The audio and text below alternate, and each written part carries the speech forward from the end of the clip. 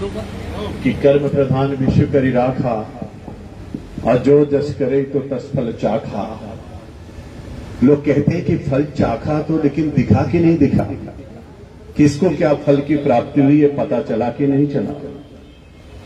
हम अच्छा काम करते हैं, अच्छे से चलने की कोशिश करते हैं। हम लोगों ने पिछली बार सोचा था और तय किया था कि कुछ एक नई परंपरा विश्वेश्वरैया जी के जयंती के अवसर पर और अभियंता दिवस के अवसर पर हम लोग शुभारंभ करेंगे।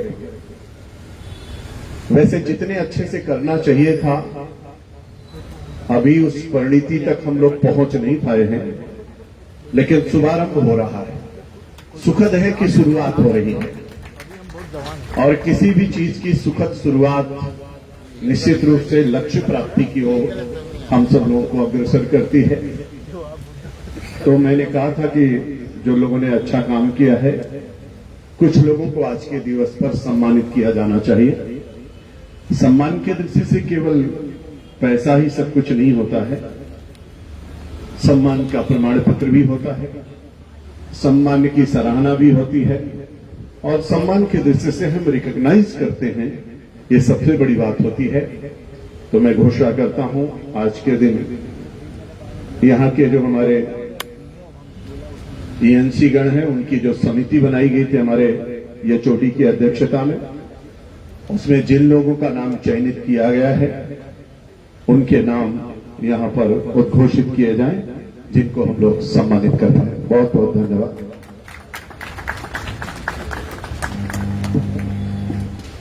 इस विभाग की नई परंपरा में प्रशस्ति पत्र एवं पदकों का वितरण प्रस्तावित किया गया था। उत्कृष्ट इंजीनियरिंग कार्य करने वाले के लिए विश्वेश्वरैया पदक और उत्कृष्ट डिजाइन और परिकल्पन कार्य के लिए डॉक्टर खोसला पदक ये निर्धारित किए गए हैं।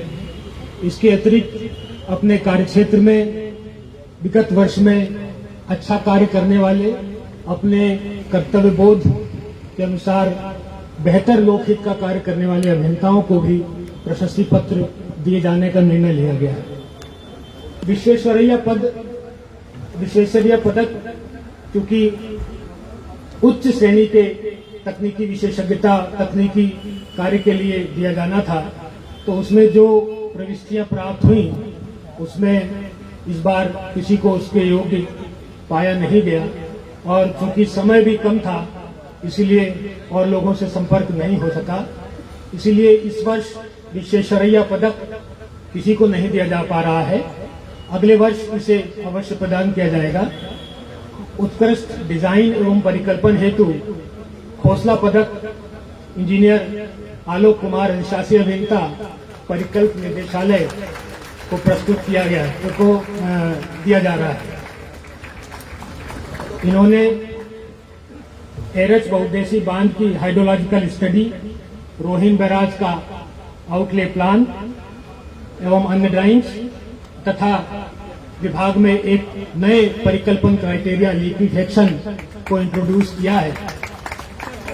श्री आलोक कुमार 1993 के बीटेक हैं और 2002 में इन्होंने विभाग में कार्यभार ग्रहण किया था, और वर्तमान में अधिशासी अभियंता के पद पर केंद्रीय परिषद निदेशालय लखनऊ में पदस्थापित। अगला श्री प्रभात कुमार दुबे। श्री प्रभात कुमार दुबे अधीक्षण अभियंता, जो वर्तमान में। इसके बाद इंजीनियर राजीव कुमार, अधिशासी अभियंता, बाड़खंड शारदा नहर। श्री दुबे FMISC में रहकर इन्होंने राप्ती बेसिन के पूर्वानुमानों के संबंध में काफी कार्य किया। लाइनिंग के कार्यों में भी इन्होंने एक नई गाइडलाइंस तैयार करके प्रकाशित करवाई। श्री राजीव कुमार द्वारा बाढ़खंड लखीमपुर खीरी में पदस्थापित रहते हुए नए इनोवेशंस बाढ़ क्षेत्र में किए, और उसी के फलस्वरूप इन्हें नया सम्मान। इंजीनियर करुणेश कुमार, और उसके बाद इंजीनियर विनोद कुमार सिंह, अधिशासी अभियंता। इंजीनियर करुणेश कुमार वर्तमान में अधिशासी अभियंता केंद्रीय परीक्षा निदेशालय लखनऊ में पदस्थापित है और विभाग में slab bridge, T beam bridge, pre stress bridge के क्षेत्र में इन्होंने उल्लेखनीय कार्य किया है। तदनुसार इन्हें प्रशस्ति पत्र प्रदान किया जा रहा है। इंजीनियर विनोद कुमार सिंह वर्तमान में हेडवर्स खंड ओखला में पदस्थापित है और दिल्ली प्रदेश की बहुत सी भूमि जो अतिक्रमण से आच्छादित थी वो वहां की पुलिस का साथ न मिलने के बावजूद इनके द्वारा खाली कराई गई। इंजीनियर राकेश कुमार सहायक अभियंता अपर खंड आगरा नहर मथुरा। इसके बाद इंजीनियर यासीन खान अधिशासी अभियंता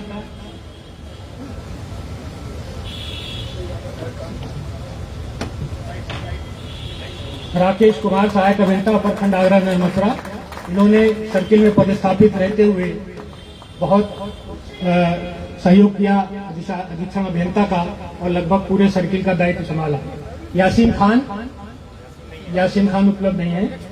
इंजीनियर विनोद कुमार शर्मा अधिशासी अभियंता ड्रेनेज खंड गोरखपुर। हाल की बाढ़ में विनोद कुमार वर्मा हाल की बाढ़ में बंदों पर जब खतरे की स्थिति उत्पन्न हुई उस स्थिति में इन्होंने साहस और लगन निष्ठा के साथ अपने दायित्वों को अंजाम दिया। इसके पश्चात दो और अभियंता हैं, सुश्री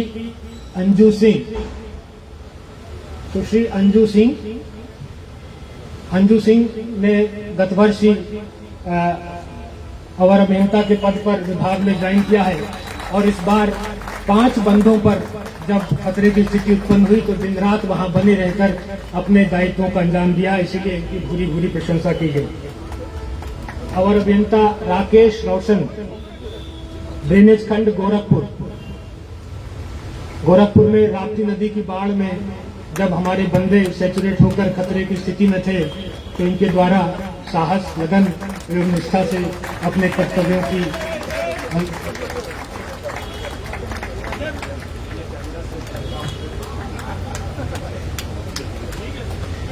इसी के साथ प्रशस्ति पत्र और पदक वितरण का ये कार्यक्रम यहीं पर पूर्ण होता है और कार्यक्रम के लास्ट बट वन कड़ी के रूप में मैं माननीय मंत्री जी को आमंत्रित करता हूं कि यहाँ उपस्थित अभियंता वर्ग के जनसमूह को अपने आशीर्वचन से संबोधित करने का कष्ट करें। माननीय मंत्री।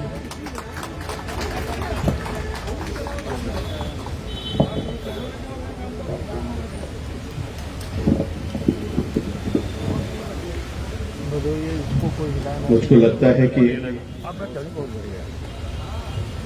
जीवन के बहुत सारे सुखद क्षण होते हैं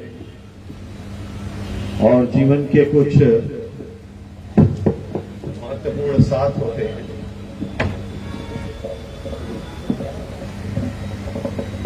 उसके आधार पर अगर आकलन किया जाए तो मैं समझता हूं कि मेरे लिए भी आज का दिन बहुत ही सुखद क्षण है और मैं सौभाग्यशाली हूं ऐसे महान व्यक्तित्व जिन्होंने भारत नहीं बल्कि दुनिया के अंदर इंजीनियरिंग क्षेत्र में एक क्रांति किया और संदेश देने का काम किया है। भारत रत्न से सम्मानित होना कोई सामान्य बात नहीं है। महान इंजीनियर कहलाना कोई सामान्य बात नहीं है और इसलिए मैं उनके लिए 4 लाइनें कहना चाहता हूं कि पत्थर को छूकर पिघलाना सबके बस की बात नहीं है, लोहे से पानी टपकाना सबके बस की बात नहीं है और बंजर भूमि में पेड़ उगाना सबकी बस की बात नहीं है और मैसूर का दीवान बन जाना सबके बस की बात नहीं है, पटना में पुल बना देना सबके बस की बात नहीं है और उत्तर प्रदेश ही नहीं भारतवर्ष में अपने कार्यों की अमिट छाप छोड़ देना सबके बस की बात नहीं है और विश्वेश्वरैया जैसा बन जाना सबके बस की बात नहीं है। और इसलिए हमारे यहाँ एक संस्कृत का श्लोक कहा जाता है कि बदनम प्रसाद सदयम सदयम हृदय स्तुदमुचो वाचा कर्णम परोपकरणम येषाम केशाम नति बांध। महान पुरुष आते हैं और अपने पद चिन्हों की अमिट छाप छोड़ करके चले जाते हैं, उसी पर चलता हुआ यह समाज और हम सब लोग प्रगति के पथ पर अग्रसर होते हैं। ऐसे ही थे हमारे भारत रत्न महान इंजीनियर सर मोक्षगुण्यम विश्वेश्वरैया जी। आज उनकी 161वीं जन्म जयंती है। जब उनका जन्म हुआ था तो भारत गुलाम था। जब उनका जन्म हुआ था तो 1857 का स्वतंत्रता संग्राम हो चुका था। जब उनका जन्म हुआ था तो यहां वहां यत्र तत्र सर्वत्र लाठियां बरसती थी। जब उनका जन्म हुआ था तो वो माहौल नहीं था जो आज माहौल आपको पढ़ने के लिए मिलता है। जब उनका जन्म हुआ था तो खुली सांस लेना भी बहुत मुश्किल था, लेकिन इन सब के बावजूद भी उन्होंने सारी उच्च डिग्रियां हासिल किया। और हासिल करने के बाद लोग कहते थे कि जिनके जमाने में सूरज नहीं दिखता था, सूरज निकलता नहीं था या सूरज डूबता नहीं था, दोनों परिस्थितियां होती थी। वो जब चाहते थे तो बता देते थे कि अंधेरा हो गया है, और जब चाहते थे तो बता देते थे उजाला हो गया है। लोग कहते थे डूबता ही नहीं था, क्योंकि जहां तक देखिए वहां तक उनका शासन था, सूरज डूबता नहीं था। लेकिन उसी के बीच में से एक ऐसा सूरज निकला जो आज भी चमक रहा है और जिसके प्रकाश से हम सब लोग प्रकाशित हो रहे हैं। ऐसे विश्वेश्वरैया जी के जयंती और अभियंता दिवस के अवसर पर आयोजित कार्यक्रम में जिन्होंने बड़ी सादगी के साथ, बड़ी शालीनता के साथ और बहुत खूबसूरती के साथ जिन्होंने काम करने का संकल्प लिया है और उसको मूर्त रूप देने का काम कर रहे हैं, ऐसे हमारे अपर मुख्य सचिव श्री टी वेंकटेश जी,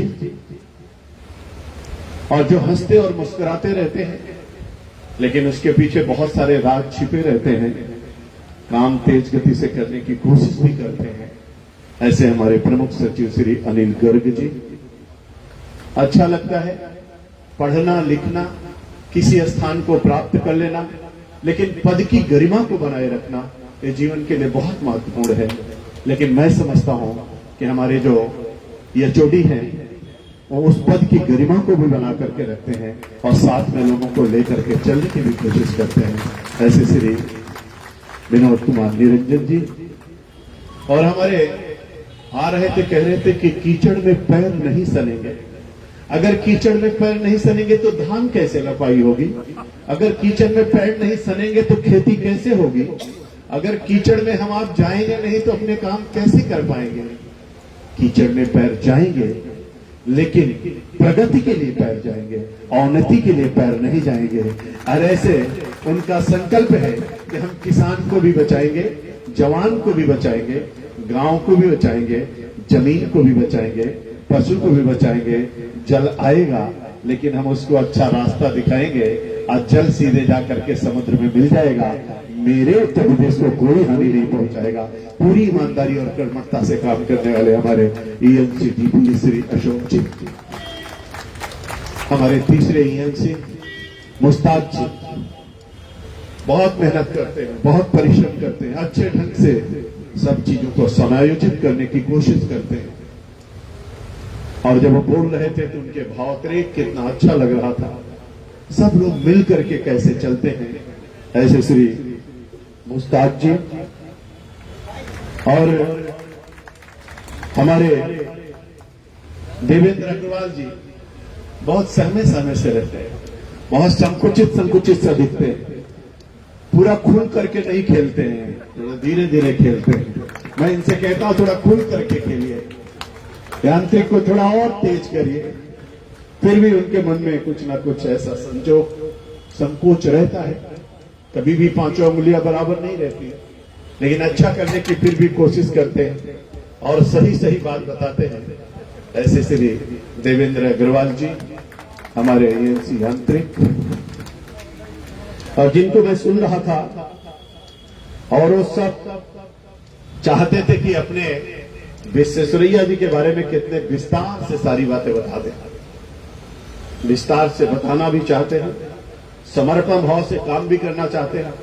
उनकी सादगी देख करके मुझको लग रहा था कि सुरजीत जी निरंजन जो हैं अध्यक्ष के रूप में भी अभी भी दायित्व संभाले हुए हैं, और जब इस सर्विस में थे तो वहां पर एचओडी का दायित्व भी इन्होंने निर्वहन किया, लेकिन इनकी सादगी सरलता आज भी इनके मुखार बिंदु पर परिलक्षित हो रही है। ऐसे हमारे एसोसिएशन के अध्यक्ष और हमारे आशीष यादव जी महासचिव हैं, पिछली बार भी हम लोगों ने इनको सुना था और फिर भी ये बहुत अच्छे ढंग से अपने लोगों की बात भी कहते हैं, और बात कहने का तरीका और सलीका क्या होना चाहिए वो भी अच्छी तरीके से जानते हैं। अच्छी बात है। आपके चेहरे का जो तेज है इसीलिए है, जो पॉजिटिव होगा, जो सकारात्मक सोचेगा, जो अच्छे भाव से चलेगा उसका चेहरा चमकेगा, जो निगेटिव सोचेगा उसका चेहरा हमेशा धूमिल धूमिल सा दिखेगा, वो कभी चमक नहीं सकता है। और इसलिए श्री अचित जी और श्री पीके मिश्रा जी जो मंच का बहुत अच्छे ढंग से संचालन कर रहे हैं, और यहाँ पर उपस्थित हमारे सभी सम्मानित इंजीनियरगण, हमारे सभी अधिकारीगण, हमारे पत्रकार मित्र जो बहुत अच्छी तरीके से, जितने आप इंजीनियरिंग डिपार्टमेंट में काम करने वाले इंजीनियर डिपार्टमेंट को जानते हैं उतना ही पत्रकार मित्र भी जानते हैं, और जानना भी चाहिए, क्योंकि इनका गुण, इनका धर्म यही है, ये चीजों को जाने, आपको सचेत करें, और कोई कमी कहीं दिख रही तो आपको बताएं, उन कमियों को आप दूर करिए। इसलिए चौथे स्तंभ के रूप में देखे जाते हैं, और चौथा स्तंभ बहुत इंपॉर्टेंट होता है। मैं अभिनंदन करता हूं, स्वागत करता हूं ऐसे अपने पत्रकार मित्रों का, जो हमेशा हमको भी बताते रहते हैं क्या करना है, क्या नहीं करना है। ऐसे हमारे सभी इलेक्ट्रॉनिक मीडिया और प्रिंट मीडिया के मित्र, उपस्थित भाइयों और बहनों, मुझको बहुत खुशी है। मैं वास्तव में आनंद से अभिभूत हूं, और मेरे जीवन के लिए महत्वपूर्ण पल है। मुझको लगता है कि मंत्री तो बहुत सारे लोग विभाग में बने, सिंचाई विभाग सबसे पुराना विभाग है, और सबसे अच्छे इंजीनियर्स अगर किसी डिपार्टमेंट में हैं तो हमारे सिंचाई विभाग में है। बहुत अच्छे और बहुत अच्छा काम करते हैं, और वास्तव में मैं आज भी कह सकता हूं, बहुत सारी गिरावट के बावजूद भी इरिगेशन डिपार्टमेंट और हमारे इंजीनियर्स नंबर 1 की स्थिति में है, नंबर 1 की स्थिति। विश्वेश्वरैया जी जैसा बन जाना कोई आसान बात नहीं है, लेकिन विश्वेश्वरैया जी के पदचिन्हों पे चलने की कोशिश करना, हम समझते कि यही हमारे लिए सबसे बड़ी बात है। हम कोशिश कर रहे हैं, और उस कोशिश के कारण से ही बहुत सारा काम करने में हम लोगों ने सफलता हासिल किया है। 22 अगस्त 2019 को मैं मंत्री बना था इस विभाग का। जल शक्ति मंत्री के नाते मुझको दायित्व मिला था। मैं नहीं जानता हूं कि इंजीनियरिंग डिपार्टमेंट कैसे चलता है और चलाते हैं। मैं तो सामान्य सा विद्यार्थी रहा हूं, टेक्निकल एजुकेशन का मुझको बहुत ज्यादा ज्ञान नहीं है, लेकिन लोग कहते हैं कि अगर कोई भी व्यक्ति जैसे समाज में रहता है वैसा बन जाता है। अगर हम भी इतने सारे इंजीनियरों के बीच में आकर के, ज्यादा तो नहीं, थोड़े थोड़े इंजीनियर हम भी बन गए हैं, कुछ ना कुछ जानकारी हमको भी आ गई है। आपसे पूछते, सीखते, देखते समझ में आता है। और मैं इस बात को कह सकता हूं कि पिछले 2 वर्षों में नित नई ऊंचाइयां विभाग ने प्राप्त किया है। मैंने भी कोशिश किया है। हमारे पत्रकार मित्र यहां पर हैं और बहुत अच्छी तरीके से जानते हैं कि विभाग में ट्रांसफर और पोस्टिंग, ये हमारे विभाग के लिए बहुत बड़ा कलंक का टीका था। आज मैं पूरी जिम्मेदारी और ईमानदारी के साथ, पूरी निष्पक्षता के आधार पर अपने मीडिया के मित्रों के सामने कह सकता हूं, हमारा डिपार्टमेंट बहुत बड़ा डिपार्टमेंट है। हमारे इंजीनियर्स बहुत अच्छे हैं। हम लोगों ने पूरी कोशिश की है किसी इंजीनियर को किसी से मिलना ना पड़े। हमने पूरी कोशिश की है किसी इंजीनियर को किसी के घर पे मिठाई ले जाना ना पड़े। हमने पूरी कोशिश किया है कोई इंजीनियर किसी भी रूप में किसी के पास ना आए, और उसमें हमने सफलता हासिल किया है। हो सकता है किसी के मन के माफी पोस्टिंग न मिली हो, लेकिन पॉलिसी में कोई दिक्कत नहीं है, और हमने इसीलिए कमेटी बनाया। कमेटी के आधार पर निर्णय लिया, और उस निर्णय के आधार पर हम लोग चलते हैं। मनमाने तरीके से जब जहां जो चाहा नहीं करते। हमारे नए नए इंजीनियर्स आए, यही आए, अच्छे अच्छे घरों की बेटियां आए, अच्छे अच्छे घरों के बेटे आए, उन सबको हमने सम्मान के साथ बुलाया और इलेक्ट्रॉनिक मीडिया को आमंत्रित किया, आइए। आयोग के द्वारा जो मेरिट दी गई है, उस मेरिट के आधार पर एक एक बच्चे से मैंने पूछा आप कहां जाना चाहते हो। उन्होंने जहां कहा वहां पर उनको भेजने का काम भी हम लोगों ने डिपार्टमेंट में किया। एक नई परंपरा, पारदर्शिता कैसे केवल बताने के लिए नहीं, दिखनी चाहिए। और मैं आप दावे के साथ कह सकता हूं, हमारे जितने भी इंजीनियर आए थे, जितने जेई हमारे आए थे, जूनियर इंजीनियर आए थे, सबको, सबके माता पिता से, बहुत सारे लोगों से हम लोगों ने बात किया था। आंखों में उनके आंसू थे, भावुक हो रहे थे। लोग कह रहे थे हमने कभी कल्पना नहीं किया था, क्या ऐसा भी हो सकता है। हमने कहा ऐसा ही होता है हमारे यहाँ, इसके अलावा दूसरा कुछ नहीं होता है। मेरे मित्रों, आज मैंने अगर विश्वेश्वरैया जी के आदमकद की प्रतिमा का अनावरण किया है, तो कम से कम अंदर का महेंद्र और बाहर का महेंद्र एक होना चाहिए। और विश्वेश्वरैया जी के अगर गले में हमने माला डाली है, उनके सिरे चोड़ों में हमने पुष्पांजलि किया है, तो हमारा सबका दायित्व बनता है विश्वेश्वरैया जी जैसा ईमानदार, उनके जैसे त्याग, उनकी जैसी साधना, उनका जैसा परिश्रम, उनकी जैसी योग्यता, दक्षता, कुशलता, ये सब हमारे आपके अंदर भी आनी चाहिए। अगर नहीं आती है और हम आप केवल माल्यार्पण करने के लिए आते हैं, तो इससे बड़ा पाप और दूसरा कुछ नहीं हो सकता। मेरे मित्रों, मैं कभी कभी सोचता हूं, लोगों ने पूछा विश्वेश्वरैया जी से कि आप बुढ़े क्यों नहीं होते, आपको बुजुर्गियत क्यों नहीं आती है। उन्होंने कहा कि बुढ़ापा जब मेरे दरवाजे को खटखटाता है, तो मैं अंदर से कहता हूं कि विश्वेश्वरैया घर में नहीं है। निराश होकर के बुढ़ापा वापस चला जाता है। जब हमारी बुढ़ापा से भेंट ही नहीं होती है, तो उसका प्रभाव हमारे ऊपर कैसे पड़ेगा। यानी उनकी इच्छा शक्ति देखिए, उनकी संकल्प शक्ति देखिए, और इस भाव के साथ जीते हुए 1952 में जब वो पटना पहुंचे और लोगों ने कहा कि गाड़ी आगे नहीं जा सकती है, पुल भी बहुत दूर है, कैसे देखने के लिए जाएंगे। तो आप कल्पना करिए, लगभग 91-92 वर्ष की अवस्था में विश्वेश्वरैया जी पैदल चल करके कई किलोमीटर पैदल कहां चल रहे हैं, समतल जमीन में नहीं चल रहे हैं, बालू में चल रहे हैं, रेत में चल रहे हैं, गंगा के तट पर चल रहे हैं। और गंगा के तट पर चलता हुआ 91-92 वर्ष का वो नौजवान, हम कहते हैं वो नौजवान किस गति के साथ आगे जाकर के उन्होंने पुल का निरीक्षण किया और देखा। हमारे इंजीनियर आज क्या कहते हैं, मैं दौरे पे जाता हूं तो बहुत सारे लोग लुढ़कते, गिरते, पड़ते, चलते रहते हैं और कहते हैं कि हम बहुत तेज चल रहे हैं।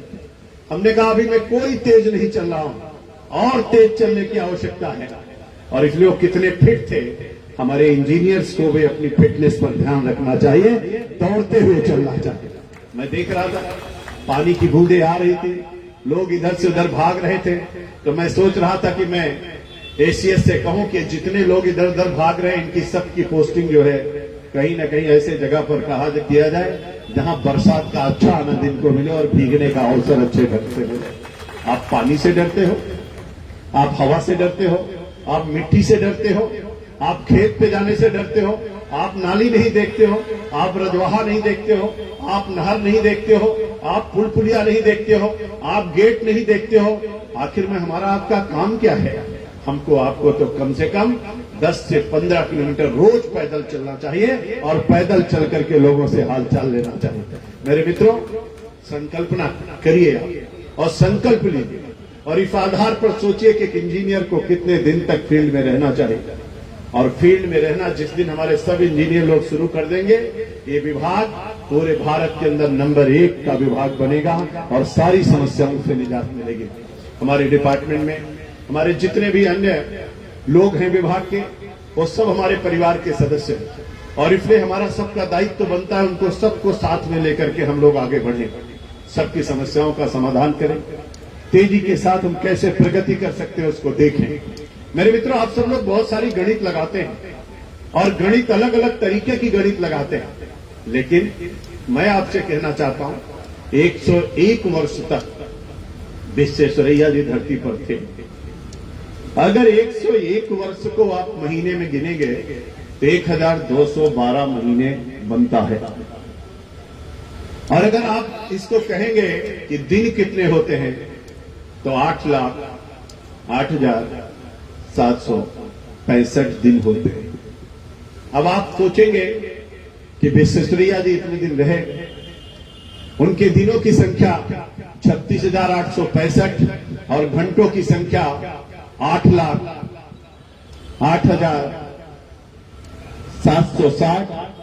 अगर इस आधार पर विचार करें तो अगर दिन को ही हम देख ले तो 36,865 दिन जो रहे धरती पर, उसमें से अगर हम सब लोग विचार करें कि एक एक दिन का उन्होंने कैसा उपयोग किया होगा और उस उपयोग के आधार पर उपलब्धियां भी हमारे एसोसिएशन के अध्यक्ष जी बता रहे थे, तो मुझको आ रहा था कि उन्होंने कितनी सांसें ली होगी, कितनी बार उन्होंने सोचा होगा, कितनी बार उनकी पल्स चली होगी, 1 मिनट में कितनी बार पल्स हमारी चलती है। तो मुझको ध्यान में आया कि कितने सेकंड और धरती पर रहे होंगे और उसके आधार पर उनकी हर सांस में कैसे भारत माता रची और बसी होंगे। तब मुझको ध्यान में आया कि वास्तव में 3,18,31,36,600 सेकेंड धरती पर रहे। अगर 3,18,51,00,000 इतने सेकंड रहे तो उन सेकंडों के आधार पर आप कल्पना करिए कि कितनी बार उनकी पल्स, कितनी बार उनकी सांसें, और हर सांस में एक नई उपलब्धि। जब उनको दीवान बना दिया गया तो उसमें 4,500 स्कूल मैसूर में, देखते देखते उन्होंने 10,500 स्कूल कर दिया, 14,000 शिक्षार्थी, देखते देखते 66,000 कर दिया, देखते देखते पुलों की संख्या कैसे बढ़ा दिया, बाढ़ से कैसे नियंत्रण बना दिया, नई नई इंजीनियरिंग कैसे डेवलप कर दिया। तो वास्तव में अभियंता दिवस के अवसर पर हमको भी तो कुछ संकल्प लेना चाहिए। तो 36,865 दिनों में से हर दिन का उन्होंने उपयोग किया, तो हमको आपको भी उसका उपयोग करना चाहिए।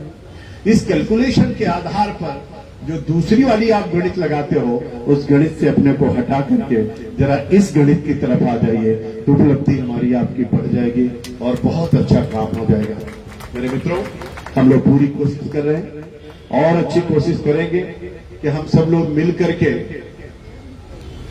त्रेता के नल नील तो नहीं बन सकते, सतयुग के विश्वकर्मा तो नहीं बन सकते और द्वापर के मोर्चन तो नहीं बन सकते, लेकिन कलयुग के विश्वेश्वरैया बनने की कोशिश जरूर कर सकते हैं। अगर इस परंपरा का निर्वहन करते हुए हम लोग आगे बढ़ेंगे तो हमको लगता है कि हमारे विभाग को एक नई ख्याति प्राप्त होगी। मुझको बताते हुए खुशी हो रही है कि 72,000 किलोमीटर हमारी नहरें, 34,000 हमारे ट्यूबवेल्स, और हमारे इन नहरों की सफाई में जब 48,000 किलोमीटर नहरों की सफाई का लक्ष्य हम लोगों ने बनाया और 48,000 किलोमीटर नहरें साफ किया, और उसमें जब मैंने कहा कि सभी विधायक और सांसदों के पत्र चाहिए, तो हमारे इंजीनियरिंग डिपार्टमेंट के बहुत सारे इंजीनियर इधर से उधर देखने लगे। उनको लगा ये क्या हो रहा। आज आपकी जो ख्याति हुई है, विधायक और सांसदों ने लिख करके प्रमाण पत्र दिया है। 265 सांसद और विधायकों ने चिट्ठी लिख करके हमको दिया है कि मेरे क्षेत्र की सभी नहरें साफ हो गई। ये हमारे सबके लिए गर्व और गौरव का विषय है। आजाद भारत में पहली बार नालों का इतना बृहद स्तर पर सफाई अभियान हम लोगों ने लिया। लगभग 20,000 किलोमीटर नालों की सफाई हुई और भी अभी जो बचे उनको साफ कर रहे हैं। 100% नालों की सफाई का काम हम लोगों ने शुरू किया है। इसी के आधार पर 1881 में नहर के बारे में सोचा गया था और तब से लेकर के अभी तक हम लोग 2021 में आ गए। लगभग 200 साल बीत रहे हैं और 200 सालों में हम लोगों ने कुल 75,000 पुल पुलिया बनाए। जो पुल टूट जाता था उसको छोड़ देते थे विभाग ने तय किया कि हम लोग 100 दिन में 25,000 पुल पुलिया बनाएंगे। आज मुझको बताते हुए खुशी हो रही है कि 200 सालों में 75,000 पुल पुलिया बना और 100 दिन के अंदर हम लोगों ने अभी तक 26,000 पुल पुलिया का काम पूरा कर चुके हैं। आगे आगे काम को बढ़ा रहे हैं। हमारे पत्रकार मित्र यहाँ पर खड़े हैं और इसमें बहुत बुद्धिजीवी पत्रकार हैं, बहुत अच्छे से जानते हैं। 71 और 72 में सरयू परियोजना शुरू हुई थी, 2021 आ गया। गणित लगा करके जोड़िए कि 2021 और 71, 72 इतने साल हो गए, परियोजना पूर्ण नहीं हो पाई। लेकिन आदरणीय प्रधानमंत्री नरेंद्र भाई मोदी का आशीर्वाद, आदरणीय मुख्यमंत्री योगी आदित्यनाथ जी का मार्गदर्शन, उनका नेतृत्व और इसका प्रतिफल ये है हमारे इंजीनियरिंग डिपार्टमेंट ने, इरिगेशन ने पूरी मेहनत और परिश्रम करके परियोजना को लगभग पूर्ण कर दिया है। 1 महीने के बाद हम लोग आदरणीय प्रधानमंत्री जी और मुख्यमंत्री जी के कार्यक्रमों द्वारा उस परियोजना का जब लोकार्पण करेंगे, 14.5 लाख हेक्टेयर, आप कल्पना करिए 14.5 लाख हेक्टेयर, गोड्डा, बलरामपुर, बहराइच, श्रावस्ती, संत कबीर नगर, बस्ती, सिद्धार्थनगर, महाराजगंज, गोरखपुर, 9 जिले उससे आच्छादित होंगे और 14.5 लाख हेक्टेयर जमीन सिंचित होगी। पूरा क्षेत्र हमारा खुशहाल हो जाएगा। मेरे मित्रों, अर्जुन सहायक परियोजना वर्षों से लंबित थी। लोग कहते थे बुंदेलखंड में पानी का बड़ा संकट है, लेकिन संकट को दूर करने के लिए कोई काम नहीं हो रहा था। अर्जुन सहायक परियोजना आदरणीय प्रधानमंत्री जी के आशीर्वाद, आदरणीय मुख्यमंत्री जी के प्रेरणा से उसको भी हम लोगों ने पूर्ण कर दिया है। उसका भी जल्दी लोकार्पण करेंगे। 44,000 हेक्टेयर जमीन बुंदेलखंड के हमारे महोबा, हमीरपुर, बांदा के क्षेत्र को हम लोग सिंचित करने का काम करेंगे। 13 बड़ी परियोजना हम लोगों ने पूर्ण किया, लोकार्पण हुआ। बाण सागर परियोजना 1.5 लाख हेक्टेयर जमीन सिंचित कर रहे हैं, उसका लोकार्पण हो चुका है। और तीसरा मध्यगंगा परियोजना बड़ी तेजी के साथ काम चल रहा है। भगवान चाहेगा, सबकी कृपा रहेगी तो उसको भी हम लोग पूरा करेंगे और उसमें भी हम लोग लगभग 1.5 लाख हेक्टेयर जमीन सिंचित करने का काम करेंगे। मेरे मित्रों, मुझको बताते हुए खुशी हो रही, अभियंता दिवस के अवसर पर भारत के अंदर 99 परियोजनाएं ऐसी थी जो वर्षों से लंबित थी। उसमें से 4 बड़ी परियोजना हमारे उत्तर प्रदेश की थी और जो 99 परियोजनाएं थी 2014 में आदरणीय प्रधानमंत्री नरेंद्र भाई मोदी बनने के बाद उन्होंने उन परियोजनाओं को पूर्ण करने के लिए संकल्प लिया। और आप सबको पता है 99 परियोजनाओं के माध्यम से कितनी जमीन भारत के अंदर सिंचित होगी? पूरे भारत के अंदर 30 लाख हेक्टेयर जमीन सिंचित की जाएगी। लेकिन मैं आपको बड़ी चीज बताना चाहता हूं, पूरे भारत के अंदर, जिसमें उत्तर प्रदेश इंक्लूडेड है, 30 लाख हेक्टेयर जमीन सिंचित करेंगे। और हमारे यहाँ 4 परियोजनाएं हैं जिसमें अकेले उत्तर प्रदेश इन 4 परियोजनाओं के माध्यम से 20 लाख हेक्टेयर जमीन सिंचित करने जा रहा है। भारत करेगा 30 लाख, उत्तर प्रदेश करेगा उसमें से 20 लाख। एक बार जोरदार ताली तो कम से कम योगी आदित्यनाथ जी और प्रधानमंत्री नरेंद्र भाई मोदी के लिए होनी चाहिए। कितना अजीब सा संजोग है। और ये सब हमारे इंजीनियर्स की मेहनत और परिश्रम का परिणाम और प्रतिफल है। विभाग के अधिकारियों का काम है, सभी विभाग के अधिकारियों ने मिलकर के काम किया, इसीलिए आज ये लक्ष्य प्राप्त हो रहा है। आप सबका किया हुआ है। अभियंता दिवस के अवसर पर तब गर्व होता है जब हम अच्छा काम करके आते हैं और अभियंता दिवस मनाते हैं।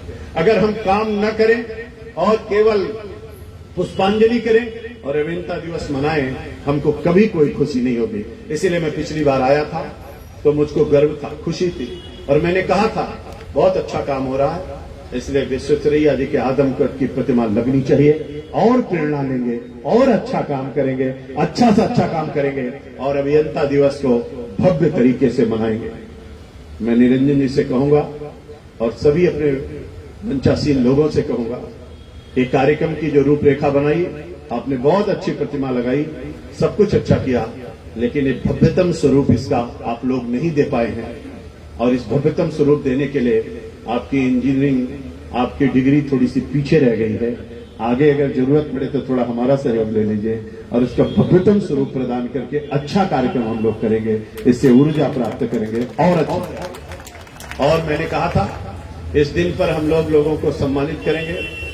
आज हम लोगों ने कुछ लोगों को सम्मानित किया है, लेकिन अभी 2-3 पुरस्कार ऐसे थे, मैं इनको जैसे पता चला कि ये कार्यक्रम होने वाला है, मैं कहीं बाहर था, मैंने निरंजन जी से कहा कि आप जल्दी से तैयारी करिए, समय बहुत कम था।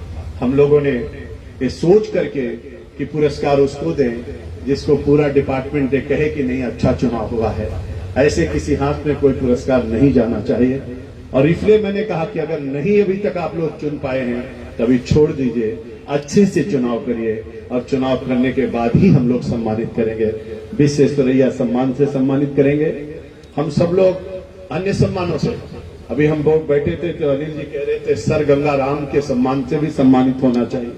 अच्छी बात है, हम लोग चुनेंगे, बातचीत करेंगे और सम्मान को बढ़ाएंगे, कुछ मेडल को और बढ़ाएंगे। हर विंग से, यांत्रिक से, मैकेनिकल से भी होना चाहिए, बाढ़ से भी होना चाहिए, नहरों के जो काम देख रहे हैं उनसे भी होना चाहिए, बंदे और बंदियों पर, बंदों पर जो अपने डैम्स वगैरह देख रहे हैं उस पर भी अच्छा काम। ऐसे ही हमारे जितने विंग्स हैं जो रिसर्च कर रहे हैं, जो शोध कर रहे हैं, ऐसे सभी क्षेत्रों से हम लोग अगली बार अपने कार्यक्रम में सब लोगों को चिन्हांकन करेंगे और उनको अच्छे से सम्मानित करेंगे, अच्छे ढंग से लेकर के आगे बढ़ेंगे जिससे कि सबको प्रेरणा प्राप्त हो सके। जेई अच्छा काम कर रहे हैं। अभी हमने एक जेई को सम्मानित किया है। इनका नाम क्या है? अंजू ना, अंजू को हमने सम्मानित किया है। मैं राकेश को भी सम्मानित किया। मैं गया था बाढ़ का काम देखने के लिए। गोरखपुर के लोगों ने कहा कि 1971 में इतना पानी आया था या तो अब की बार इतना पानी आया। राप्ती जो है वो खतरे के निशान से लगभग 3 मीटर ऊपर, राप्ती खतरे के निशान से 3 मीटर ऊपर थी। मुझको किसी ने बताया कि अभी ये नया सिलेक्शन है अंजू का। ये 3 दिन तक बेचारी रात और दिन बंधे पे लगी रही, सोई नहीं। कितनी बड़ी बात है, एक महिला होकर के रात और दिन, इसकी संवेदनशीलता आप देखिए, विभाग के प्रति जिम्मेदारी आप देखिए, कितनी बहादुरी के साथ, कितनी तन्मयता के साथ डैम और वहां बंधों पर खड़ी रही। और बड़ी बात है, मैं उसको बताना चाहता हूं, एक रिंग बंद हमारा टूट गया छोटा सा और ये बेचारी रोने लगी। आप सोचिए, कल्पना करिए कि बंधे को टूटता हुआ देख नहीं सकती। ये होता है कि अपने विभाग के प्रति कितनी बड़ी जवाबदेही और जिम्मेदारी है। बहुत सारे लोग होते हैं हट जाते हैं, बंदा टूट रहा हट जाओ। एक महिला होकर के डटी है। जैसे कोई भी व्यक्ति वहीं पर है और किम कर्तव्य विमूढ़ हो जाता है, काम नहीं कर पा रहा है, उसकी बस नहीं चल रहा है, तो आदमी रोने लगता है, परेशान हो जाता है। तो कितनी बड़ी बात है। राकेश ने बहुत अच्छी मेहनत किया। अभी हम सम्मानित कर रहे थे, कितनी सारी जमीन हमारी अवैध कब्जे में चली गई है। पिछले 2 वर्षों में हम लोगों ने कितनी जमीन खाली कराई। ये जमीन जिसको हम कह रहे हैं, मेरे मित्रों में आप ध्यान से सुन लीजिए मेरी बात को। जैसे आपके बाबा और दादा ने कोई जमीन बनाया, आपके घर 1 इंच जमीन जाती है, खूंटा भी कोई गाड़ देता है, सगा भाई भी खूंटा गाड़ता है तो लाठियां चल जाती है, गोलियां चल जाती है। और हमारे आपके डिपार्टमेंट की जमीन चली जाएगी और हम आप देखते रह जाएंगे। कोई जमीन नहीं जाएगी और जितनी गई है सब वापस आएगी। एक भी जमीन हम लोग छोड़ेंगे नहीं। ये सरकार की जमीन, सरकार की संपत्ति हमारी आपकी संपत्ति है। जब तक हम आप हैं तब तक उसकी रखवाली करना, निगरानी करना, और उस पर किसी प्रकार का कोई भी कब्जेदार आएगा तो उसको बैठने नहीं देंगे, करेंगे। बहुत दिन से ओखला में बहुत जमीन थी, विनोद ने पोस्टिंग हुई, अच्छा काम, अच्छा प्रयास, कोर्ट से लेकर के पुलिस तक दौड़ता रहे। हम लोगों ने भोर में 5 बजे रोहंग्या को बाहर किया, जमीन को खाली कराया। 1 बार नहीं, 2 बार नहीं, 3 बार बुलडोजर चल चुका। चौथे की तैयारी है, बहुत बड़ी तैयारी है, चिंता मत करिए, बहुत बड़ा संदेश आपको मिलने वाला है। और कितना उन्नाव में जमीन खाली हुई, लखनऊ में जमीन खाली हुई, बुलंदशहर में खाली हुई, मुजफ्फरनगर में खाली हुई, मेरठ में खाली हुई, गाजियाबाद में खाली हुई, चारों तरफ 2,500 से 3,000 हेक्टेयर जमीन हम लोगों ने अभी तक खाली कराया है। कितनी कीमती जमीन। अच्छा काम किया, सम्मान होना चाहिए। रिसर्च में, शोध में जिनको हम लोगों ने सम्मानित किया, आलोक को, बहुत अच्छा काम किया, बिल्कुल सम्मान होना चाहिए। जहां पर जो अच्छा काम कर रहा है उसका सम्मान होना चाहिए। अच्छे जो भी काम करेंगे उनको हम सम्मानित करेंगे, उनको आगे बढ़ाएंगे।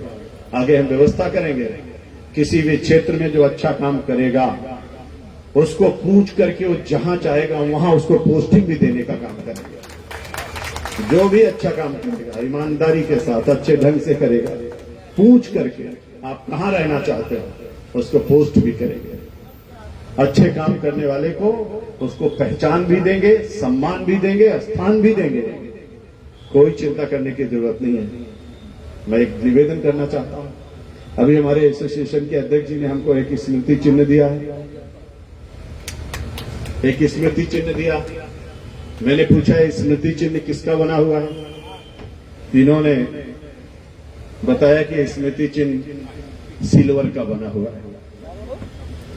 मैं आदरणीय अध्यक्ष जी से निवेदन करूंगा और सभी इंजीनियर से निवेदन करूंगा, सोने और चांदी की जरूरत नहीं है, जरूरत है जनता जनार्दन की सेवा की। पूरी तन्मयता सहृदयता के साथ हमको आपको जनता जनार्दन की सेवा करके जिस भगवान ने उनकी सेवा के लिए हमको आपको अवसर दिया है उसको करने की जरूरत है।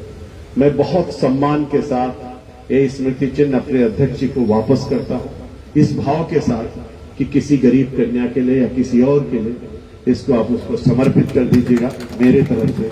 और इसलिए विभाग में ऐसी कोई परंपरा बनाई जाए, ऐसी कोई व्यवस्था बनाई जाए कि ऐसे मूल्यवान स्मृति चिन्ह देने की परंपरा की कोई आवश्यकता नहीं। एक फूल दे दीजिए, एक सम्मान के तहत कोई छोटी सी चीज दे दीजिए।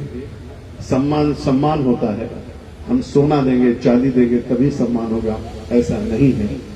और इसलिए मैं निवेदन करूंगा आगे किसी भी कार्यक्रम में कहीं पर भी पूरे उत्तर प्रदेश में कम से कम मेरे लिए किसी स्मृति चिन्ह की कोई आवश्यकता नहीं है। कोई पैसा मत खर्च करिए, सब पैसे को बचाइए, कोशिश करिए, अच्छे काम में लगाइए। और जितने इंजीनियर हैं हमारे उनसे सबसे मैं कहना चाहूंगा कोशिश करिए। कुछ इंजीनियर हो सकता है कि सोच में पड़ जाए कि पता नहीं क्या होगा, कोशिश करिए साल में एक कन्या का विवाह कम से कम हम लोग कोशिश करके करें, एक कन्या का। बहुत गरीब बहनें ऐसी हैं, बहुत गरीब बेटियां ऐसी हैं, बहुत गरीब माँ बाप ऐसे हैं अपनी बिटिया का हाथ पीला नहीं कर पाते। बहुत पुण्य होगा, कन्यादान करिए। एक बिटिया की शादी साल में, केवल एक बिटिया की शादी करेंगे। अब सरकार ने 1.5 लाख बिटिया की शादी अभी मुख्यमंत्री जी ने किया। बहुत बड़े बड़े लोग कन्यादान करने के लिए गए। हम लोग भी कोशिश करेंगे, हम भी आपके साथ रहेंगे, एक नई परंपरा बनाएंगे। बहुत ज्यादा खर्चा नहीं है। अरे गरीब आदमी की शादी के लिए सरकार करती है, हम आप करेंगे, कितना खर्च हो जाएगा? कोशिश करेंगे। हम कहते हैं आपके पास पैसा नहीं है, मान लेते नहीं है। हमारे इंजीनियर्स बेचारे के पास पैसा होगा भी कहां से, थोड़ी दिक्कत रहती है, नहीं है। तो आप जिस समाज में रहते हो उस समाज से लेकर के समाज को दान कर दीजिए, लेकिन अपनी तरफ से एक कन्या का विवाह जरूर कराने की कोशिश करिए। और इतने सारे इंजीनियर मिलकर के अगर एक एक कन्या की शादी करेंगे तो आप कल्पना करिए कितनी बहनों का हाथ पीला होगा, कितनी खुशी मिलेगी, कितना आनंद आएगा।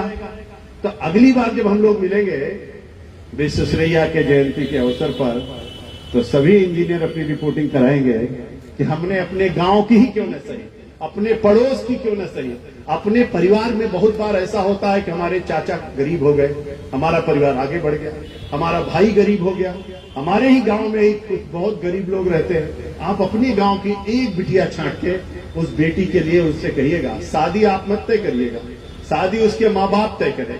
खर्चा क्या आएगा आप पूछना, और आराम से एक बेटी की शादी, किसी गरीब परिवार के बेटी की शादी अपने अपने गांव से एक एक शादी हम लोग जरूर करेंगे। और उसमें अनिल जी बचेंगे नहीं, अनिल जी भी करेंगे और हम सब लोग करेंगे। हाँ पक्का, अनिल जी ने कहा पक्का। तो मित्रों अगली बार हम लोग मिलेंगे तो कितने इंजीनियरों ने एक एक बेटी की शादी किया, ये पत्रकार मित्रों के सामने हम लोग बताएंगे। नाम नहीं पढ़ेंगे, संख्या बताएंगे। बहुत अच्छा रहेगा। इसलिए कुछ नया काम करने की कोशिश करें। एक और अनुरोध है, आप सब लोगों से प्रार्थना है, आप सब लोग बहुत अच्छे हैं। देखिए जब से कार्यक्रम शुरू हुआ, जैसे हम लोग विश्वेश्वरैया जी के पास गए वैसे ही जल वर्षा शुरू हो गई। तब से पानी बरस रहा, बहुत शुभ है। किसी भी कार्यक्रम में जल वर्षा होना यानी शुभ है। और हम लोगों का जल से मिला जुला अपना मंत्रालय है। सभी नदियां हमारे पास, सभी पानी का क्षेत्र हमारे पास, और जिसके पास जल है वो सबसे ज्यादा पावरफुल है, यानी जल शक्ति।